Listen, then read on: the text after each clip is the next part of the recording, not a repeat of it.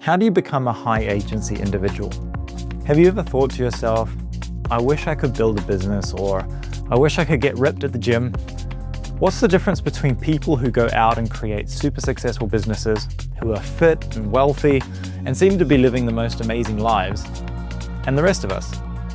Are they smarter, luckier, or just have better genetics? What is it that allows them to create such amazing lives, and yet we struggle to go to the gym 2 days in a row and put the fork down even when we're full? In this video, I want to show you how you can become someone who is motivated and capable of building a great business, getting fit, and in essence, bending reality to your will, rather than feeling like you're just being swept along for a pretty crap ride called life. Because here's the thing, I struggled to stay on track with my goals most of my life. In fact, I've struggled even to set goals. But through the years of research and personal experience, I've learned that there are ways we can become more disciplined, more motivated, more goal-oriented, and above all, more high agency. And it's not genetics, and it's definitely not luck. So by the end of this video, you'll understand why you don't stay motivated towards things that you want, why becoming successful isn't luck, but simply a method, and how you can change your programming to be more disciplined in working towards the life that you actually want. And if you apply the lessons in this video, you'll start to experience profound improvements in your life, moving rapidly towards your goals. And the coolest thing is, it will feel almost effortless. Okay, so before we start, I think it's worth defining what I mean by high agency. A high agency person is someone who makes life happen for them rather than letting it happen to them. They are proactive in their approach to success. They search out great opportunities for themselves and are disciplined and relentless in the pursuit of their goals. They are true creators of life. Take people like Elon Musk, Alex Hormozi, or Chris Williamson. These are all examples of high agency individuals who, through their hard work, grit, and aspiration, continue to achieve great things in their lives. But when we view people like this, it can feel very overwhelming to consider how we could possibly compete or do things that these people and many others like them have done. I mention these people not for comparison, but for inspiration. The first step in becoming high agency is to stop comparing yourself to anyone other than you. By comparing yourself to others, whether they're doing better or worse than you, all you do is either demotivate yourself, in the case of comparing yourself to someone like Hormozi, or you pad your ego if you're doing better than someone else, which also isn't helpful. We need to free ourselves from our ego if we want to live a successful life. Comparison is the need to be viewed and standing with other people. This is a normal part of human behavior. We want to fit in, but in order to become self-driven and achieve what others do not, we have to completely free ourselves from the judgment of others. That means we can no longer compare ourselves or care if others compare you to anyone else. In order to live an exceptional life, by definition, you have to be exceptional, and that means standing out. Freeing yourself from your fear and ego are crucial steps in the process of becoming high agency. Step number 2 is figuring out what you're working towards. This sounds simple, but most people don't have a clear vision of how they want their life to look. People like Elon Musk are mission-driven. He wants to put humanity on Mars, and every action he takes is in the pursuit of that mission. Having a clear goal you're aiming at serves in 2 ways.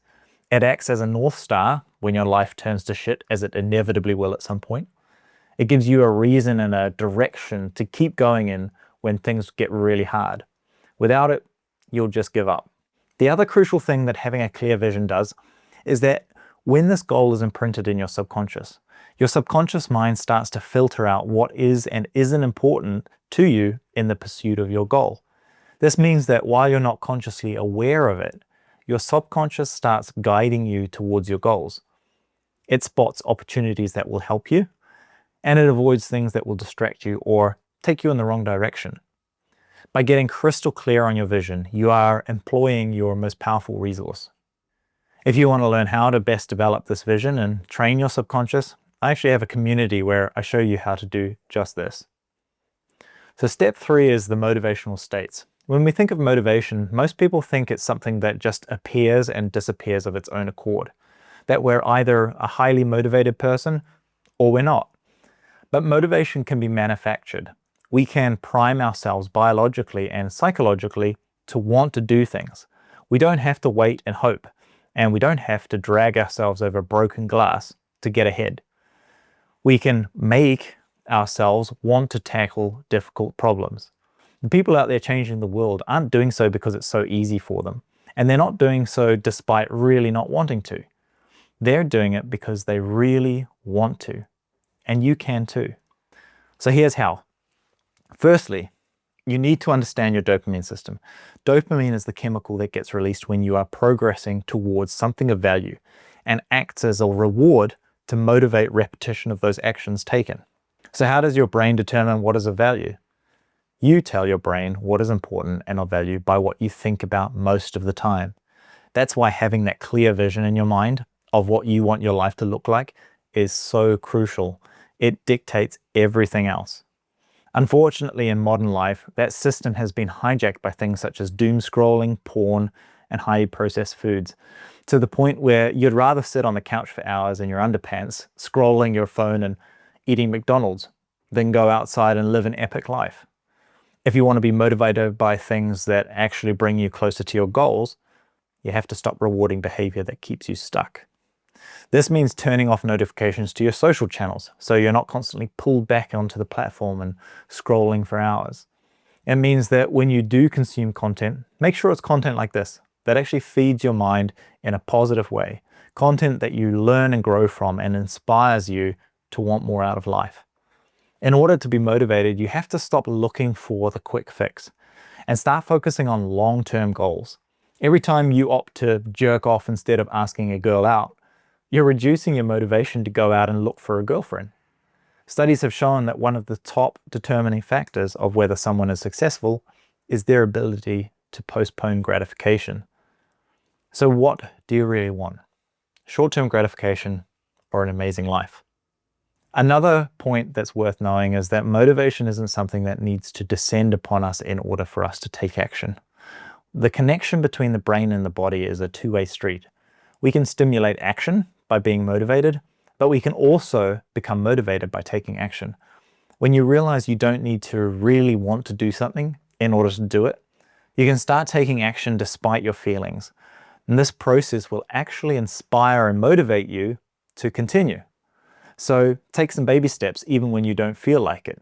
It might just be the thing that kicks you into gear and gets you moving towards your goals. Lastly, and this is crucial, when being high agency becomes your identity, when you accept that that's who you are, you'll act accordingly. The reason you don't stick to your gym routine is because you don't truly see yourself as someone who goes to the gym consistently.